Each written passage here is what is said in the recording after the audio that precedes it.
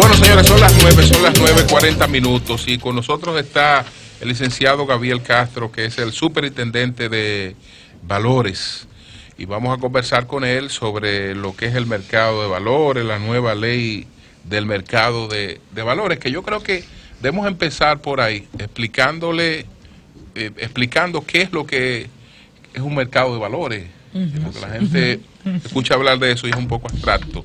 ¿Qué es el mercado de valores? ¿Y cómo funciona? Así Sí. es. Bueno, primero, buenos días. Buenos días. A este equipo tan importante que hace opinión pública en la mañana. Y gracias por la invitación. Miren, un mercado de valores es algo relativamente simple. Es un mercado como cualquier mercado donde se transan instrumentos financieros. Llámese un bono, llámese una acción, una letra hipotecaria, un pagaré, entre otras cosas. Está debidamente regulado por la Superintendencia de Valores y tiene unos participantes que son los puestos de bolsa, las administradoras de fondos, los fideicomisos de oferta pública, entre otros. Entonces esos son los que están oficialmente aprobados por esta superintendencia. Entonces el público puede acercarse a cualquiera de estas instituciones que son privadas y ahí pues buscar mayores informaciones sobre los instrumentos, tasa de interés, plazo, entre otras cosas, a fin de poder hacer esas inversiones. ¿Y cuál sería el gran atractivo para mí como consumidora? ¿Que la tasa de interés quizás es mayor o qué? Eso, partiendo por ahí. Para el público en general, ese es el principal atractivo. O sea, hay una diferencia de tasa entre la banca formal y un mercado de valores, que normalmente ronda entre un 300, un 400% mayor la del mercado de valores que la de la banca tradicional.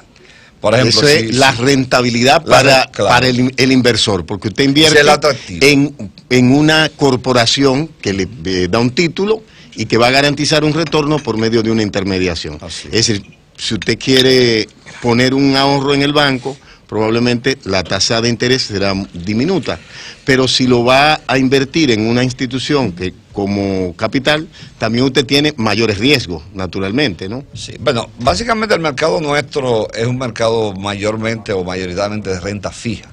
Sí. En ese caso ahí el riesgo es mínimo, prácticamente cero. Y sobre todo la mayor parte de los instrumentos que se transan que son de origen del gobierno. Estamos hablando de alrededor del 90% de esos instrumentos, entre Hacienda y Banco Central. Pero es un mercado abierto y, por el otro lado, para el que, por ejemplo, para el inversionista ya del punto de vista del que va a usar los recursos, que es yo, una empresa, es más rentable también porque tú eliminas la intermediación. Y además también, aparte de que tú eliminas la intermediación, también las garantías, porque es un mercado que no opera con garantías, sino con información. Y esa es la parte quizás fundamental. O sea, yo si voy a tomar un préstamo para una casa, tengo que ir al banco e hipotecar la casa. Sin embargo, si yo soy industrial y voy a emitir instrumentos, o sea, deuda o capital, en este caso acciones, yo lo que la pongo en el mercado las adquiere, pero yo no doy nada a cambio, de garantía, sino información a través del regulador, que en este caso es la Superintendencia del Mercado de Valores, y obviamente información que tiene que estar constantemente administrando tanto a la superintendencia como al público inversionista. ¿Ha aumentado la participación de la población? Definitivamente. Tomando en cuenta quizás diciembre del 2017, cuando se promulga la nueva ley, y tomando en cuenta que todavía estamos en el plazo de los 2 años para crear los nuevos reglamentos, que son como 17. 17, exactamente. Quizá para graficarlo mejor, vamos a partir del año 2. Okay. En el año 12 nosotros teníamos una participación entre personas físicas y jurídicas de unos 15.000 personas operando en el mercado.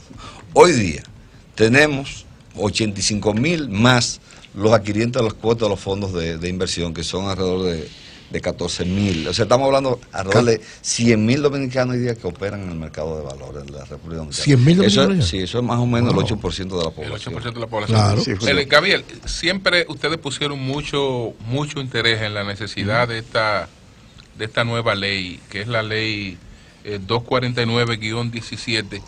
¿Qué cosa trae esta ley que cambien, digamos, el panorama? Sí, bueno, podemos hablar de algunas cosas específicas. Primero, la parte que tiene que ver con la protección al inversionista y la educación al inversionista. Son dos variables que quizá la gente no le presta atención, pero son fundamentales. Y a partir de la crisis del 2008, todo el cambio normativo, tanto a nivel de la banca como de los mercados de valores, se enfocó en esos dos términos. Y la ley nuestra recoge, obviamente, fundamentalmente esa parte. Pero además también tiene que ver con toda la parte del aspecto sancionatorio o sancionador. O sea, una superintendencia tiene que tener, como se dice popularmente, los dientes, las garras suficientes para aquel participante del mercado que violente las reglamentaciones, pues tener obviamente el peso de la ley encima. Por igual también, esta nueva ley es muy amplia, inclusive incluye hasta las pymes, o sea, con un régimen diferenciado, donde las pymes van a poder operar sin costo alguno en el mercado, a fin de que tener no solamente un nicho de una menor, digamos, tasa para participar, sino también en términos de la tasa que cobra la superintendencia para las pymes es cero. También trae un nuevo marco para la emisión de acciones. O sea, la ley anterior era una ley, diríamos, un tanto atrasada en ese aspecto. Hoy día nosotros vamos hacia un esquema mucho más amplio, mucho más liberal, para darle la oportunidad que la empresa pueda no solamente emitir deudas, sino acciones. Es bueno señalar que, por ejemplo, en los últimos años en el país se han vendido empresas que son íconos nacionales. Yo diríamos Cervecería Nacional Dominicano, Brugal, entre otras. Pero si hoy día tenemos un mercado de valores que justamente los dominicanos pudieran perfectamente seguir siendo dueños de ese patrimonio tan importante, y por eso nosotros estamos dando estas facilidades para que la gente pueda, o las empresas puedan capitalizarse a través del mercado de valores. Entre otros aspectos, o sea, es una ley muy novedosa, es una ley de última generación, participaron importantes consultores internacionales, y la tenemos ahí, y estamos construyendo toda la parte operativa que, como decía Marilena, es la parte reglamentaria. Sí, a propósito del dato que da con respecto a las corporaciones, ¿cuáles son los requisitos básicos que debe tener una empresa para emitir acciones? Para decir, ¿qué debe tener? Yo, por ejemplo, quiero poner 1/3 del valor de la empresa en el mercado, disponible para potenciales inversionistas. ¿Cuáles son los requisitos que plantea la superintendencia y cómo realmente enterarse de que estoy gestionando apropiadamente mi capital y los datos que estoy presentando? Lo primero que la superintendencia requiere es un prospecto. El prospecto tiene que tener obviamente toda la parte financiera al día, que sea auditado por un auditor independiente, registrado también en la superintendencia de valores o del mercado de valores. Tiene que tener una calificación de riesgo y tiene que tener toda la información societaria al día. Entonces la superintendencia evalúa esa información, la prueba y le dice al inversionista: mire, esta empresa está ofreciendo esto bajo estas condiciones. La superintendencia certifica que esta información es correcta. Y obviamente ya el inversionista toma obviamente su decisión para invertir. No es un proceso largo, complicado. Obviamente es un problema de una cultura financiera que gradualmente hemos ido, o el país ha ido, o la superintendencia cambiando. Hay que también entender que la superintendencia como tal apenas tiene 15 años operando. O sea, y hemos dado saltos importantes. Yo me gustaría ahorita, antes de terminar esto, hablar de algunas cifras que cuando la gente las oye, incluyendo el presidente de la República, a veces se sorprenden de la cantidad de transacciones que hay en esto. Por un lado está esa parte, que es la parte normativa, pero por otro lado también hay algo importante que no teníamos hace 2 décadas o 3 décadas, que es el ahorro. O sea, hoy día tenemos ahorros importantes que se pueden canalizar hacia la inversión. Entonces, como los fondos de pensiones. Por un lado tenemos un marco normativo robusto, tenemos la ley 2421/17, que es la nueva ley del mercado de valores, tenemos también la ley 189/11, que vino a darle un impulso importante al mercado a través de la creación del fideicomiso, la reglamentación de los fondos de inversión, la titularización, que va a entrar en vigencia ahora. Es importante señalar que esa es la figura que le va a permitir al dominicano, o sea, clase media baja, poder tener acceso a una financiación con tasas fijas y a largo plazo. Porque el banco, como los bancos normalmente operan a corto plazo, o sea, un banco, yo llevo mi dinero, lo pongo a 6 meses, a 1 año, no pueden dar préstamos de largo plazo porque hay un descalce, hay un desfase entre otras cosas. El mercado de valores sí lo puede hacer. Entonces lo que se va a hacer, esta figura nueva, ya se constituyó una empresa llamada Tidón, Titularidad Dominicana, que le va a comprar la cartera a los bancos, contra ese flujo va a emitir a largo plazo y entonces va a poder, esto va a ser revolucionario, como lo fue en Colombia, por ejemplo. O sea, el Estado no puede abordar el problema de la vivienda por sí mismo. O sea, puede obviamente enfocarse en la parte más carenciada, pero este tipo de figuras, que es lo que le va a permitir un horizonte claro al adquiriente, de decir, bueno, yo tengo este presupuesto, pero esto va a ser a 15 años y no me va a variar. Es más, me voy a beneficiar porque en el tiempo beneficio de la inflación y de una probable devaluación. Entonces, tiene un horizonte financiero bastante claro y no va a depender de variaciones en las tasas. Algo similar a la alianza público-privada en Ciudad Juan Bosch, por ejemplo, sí, que exactamente. Los usuarios se han beneficiado de eso. Así es. Bueno, cuando el Banco Central elimina el encaje, que te puede también hacerlo. Pero esta figura es la que a través del mercado va a poder paliar esa importante necesidad de la adquisición de nuevas viviendas. Daimler-Benz en el principal... Estamos en turno varios para preguntar. Ya breve, como comencé la pregunta. Yo, Melton, queremos preguntar. El pueblo alemán, es decir, la mayoría de los alemanes son dueños del 85%, pero no hay ningún alemán que sea dueño de un monto superior al 5% de las acciones. Sin embargo, los chinos son dueños ahora del 12% y del 15% Qatar. Es el mismo tipo de atractivo que puede ofrecer las empresas dominicanas que usted planteó y lo que se espera que los dominicanos puedan invertir en esas cosas.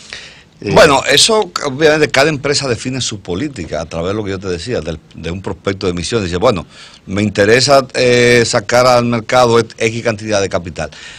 Ojo, hay muchas empresas que sacan una parte de su capital, no necesariamente porque necesita financiación, sino para un asunto de valorización de su portafolio. O sea, yo tengo una empresa que el libro vale X, ¿no?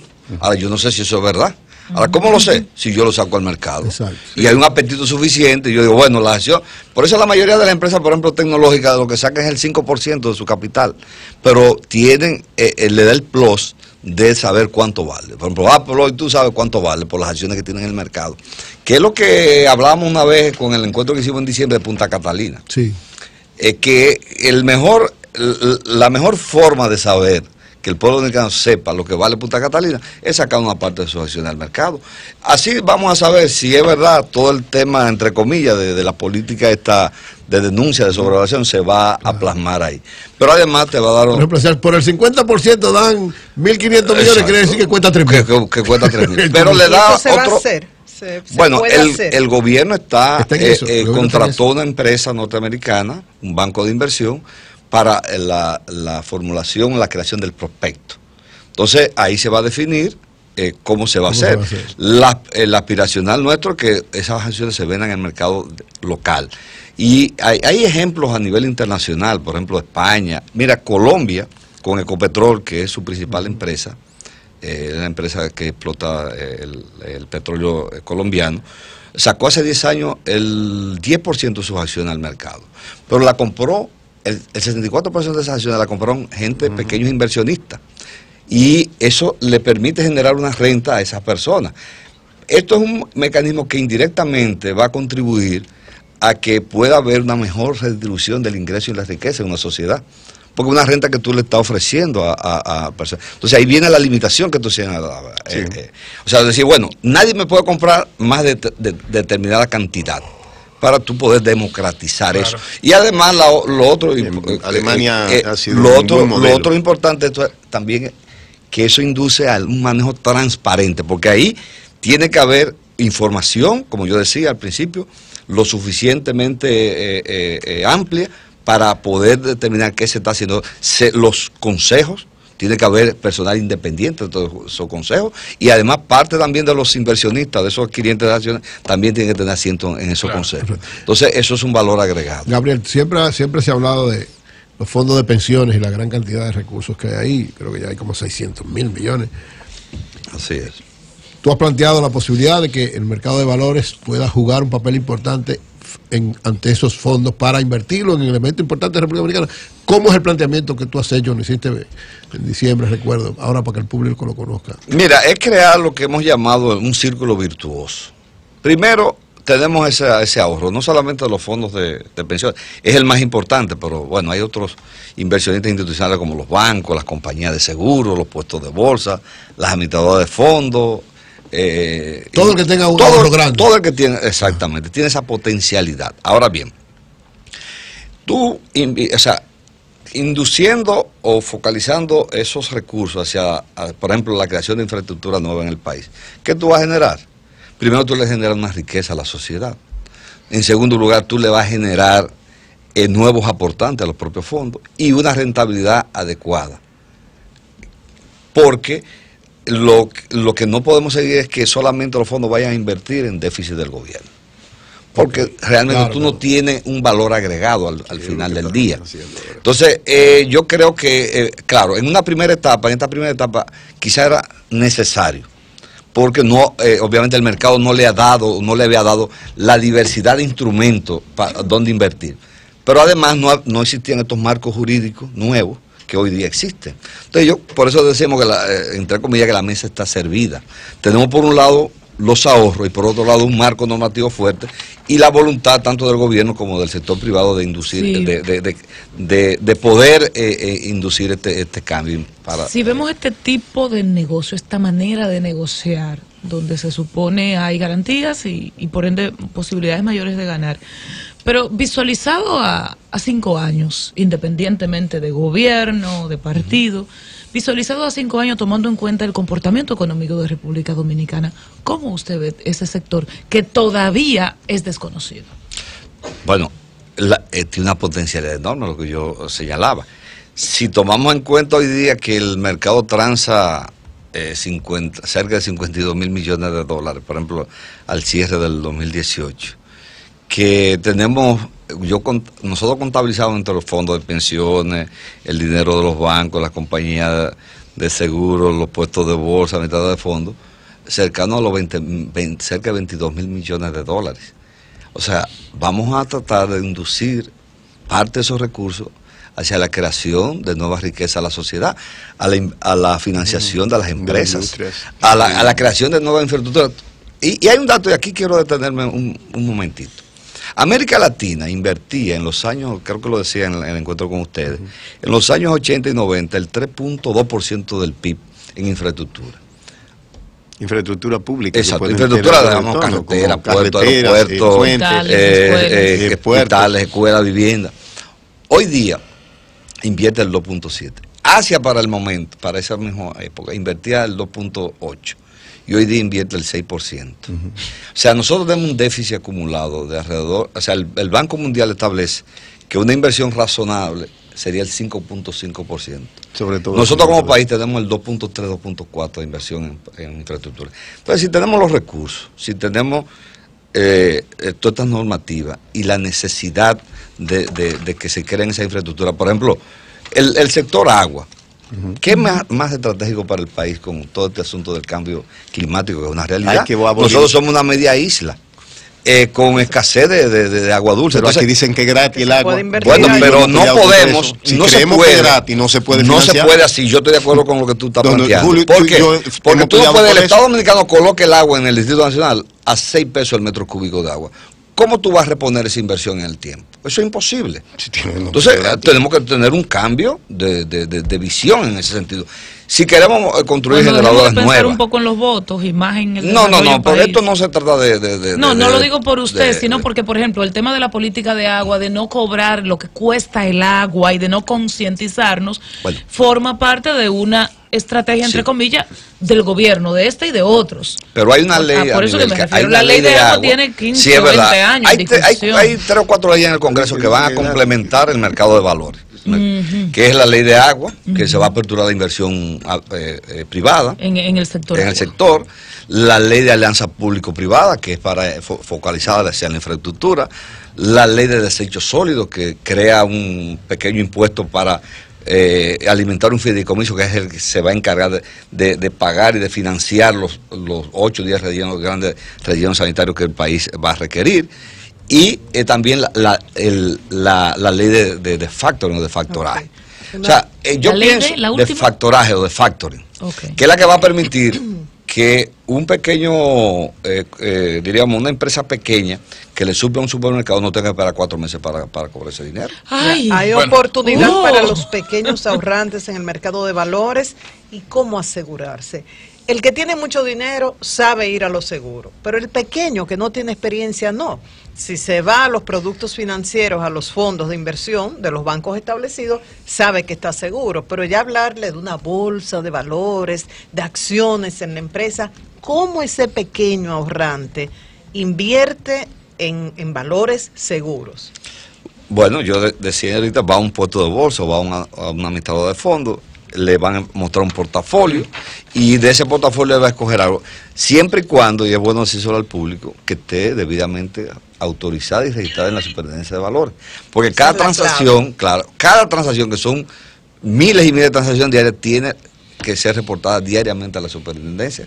Y la Superintendencia a su vez verifica que cada una de esas transacciones esté acorde con cada una de las normativas que tiene la Ante cualquier eventualidad, si está regulada, la superintendencia responde.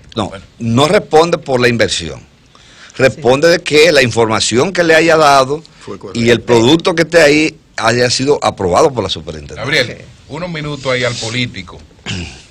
Bueno, se hizo la reunión de los precandidatos, de 5 precandidatos. Están los aprestos de que posiblemente se lance el proyecto de Navarro. ¿Qué dice eso? ¿Qué dice eso? Que realmente hay un ambiente en el que se ha descartado la posibilidad de una reelección del presidente Danilo Medina. Aquí voy a hablar a título personal. Yo entiendo que ya no es momento para candidaturas nuevas en el PLD. Yo creo que una vez tú nos encontraste hace un par de años en un restaurante reunido con un grupo de miembros del Comité Central. En ese momento había un movimiento de un grupo de compañeros que teníamos digamos, el empuje para que en el partido hubiese realmente, no solamente a nivel de los cargos, diríamos, el cargo presidencial, sino los cargos congresuales y municipales, hubiese una renovación, una reformulación de todo eso. Pero ya ese tiempo pasó, o sea, nosotros estamos ya prácticamente, bueno, estamos a un año de las elecciones municipales y estamos a un año y 3 meses. Pero entonces, ¿qué usted propone? ¿Seguir con los mismos incumbentes? Pero vamos, déjeme yo aterrizar en mi planteamiento. ¿Qué ocurre? Cualquier candidatura nueva que surja ahora no va a tener el tiempo necesario para tener una plataforma tan amplia y tan necesaria para poder ser exitosa en apenas un año. Eso es muy difícil, señores. Hay que entender cuánto le costó, por ejemplo, al presidente Danilo Medina construir una candidatura exitosa. ¿Pero qué usted quiere decir con ese planteamiento? Sigo mi planteamiento. Sí, vamos a los nombres. Yo eso no lo voy a temer. Aquí hay que entender, primero, el PLD tiene que evaluar con quién puede ganar, no con cualquiera se gana. O sea, si es un partido, obviamente como nosotros, de vocación de poder. Yo creo que aquí hay 2 opciones en este momento. Por eso decía que voy a hablar de personal, que es el presidente Danilo Medina o el expresidente Leonel Fernández. Yo no creo, bueno, pero ahí la Constitución establece cómo se reforma, cómo se puede reformar. La reunión ¿Por qué? No, yo no descarto. Yo digo, es un planteamiento personal. Porque el danilismo, ¿qué haría si presenta 4 o 5 candidatos? Se va a atomizar. Nosotros éramos partidarios en esas reuniones que Julio en un momento nos encontró en un restaurante, un importante restaurante de la capital, de que ninguno de los fueran. Ni fuera Danilo ni fuera Leonel, y pudiera haber un tiempo para esa renovación y presentarle caras nuevas. Pero yo creo que ese tiempo perimió. O sea, no hay posibilidad, ese es mi planteamiento. Ahora bien, ¿qué es lo que ocurre? Bueno, dicen que un tercer periodo puede ser Funet o puede tener... Sí, y el impedimento constitucional pero, también. Bueno, eso es cierto, pero el presidente Fernández iría por un cuarto y hasta por un quinto. O sea, estamos hablando de llevarse prácticamente 2 generaciones. Entonces usted prefiere un tercero a un cuarto o quinto. Bueno, yo preferiría un tercero y que a partir de ahí ninguno de los dos... No, ahora... ¿Y la Constitución? Te digo por qué, pero vamos primero a... Pero antes de... porque el tema constitucional, que el PLD necesariamente para reformar la Constitución necesitaría el concurso de otras organizaciones políticas, amén del tema interno. ¿Qué hacer con eso entonces? Bueno, pero la Constitución es un pacto social al final del día. Sí. O sea, si hay otros partidos, porque no solamente sería quizá el tema de la propia reforma para habilitar al presidente, hay otros temas también en carpeta que se pueden incluir dentro de una posible reforma. Ahora bien, y con esto yo sé que el tiempo es corto, con esto termino. El PLD tiene que evaluar correctamente el momento. O sea, tener un presidente como el presidente Danilo Medina, lo que ha hecho, y ustedes mejor que yo quizás lo saben, o sea, aún con todos los problemas que sortió el año pasado, de Marcha Verde, de Odebrecht, sigue siendo un presidente con una tasa de aceptación sobre el 60%. Ningún candidato, excepto el presidente Danilo Medina, gana en primera vuelta en el país. Ni la oposición, que no ha crecido, ni el presidente Fernández. Entonces, es un menú que tiene que estar abierto. Yo por eso reitero, no creo que haya tiempo para candidaturas alternas, excepto que haya un gran acuerdo entre ellos dos. Y en ese acuerdo, no puedo hablar por él, pero creo que el presidente Medina sí aceptaría no ser candidato, y el presidente Fernández, yo creo que ese sí nunca aceptaría no ser candidato. Entonces, ese es el problema fundamental. Ese para mí es el gran problema. Muchas gracias al licenciado Gabriel Castro, superintendente de Valores. Cambio y fuera.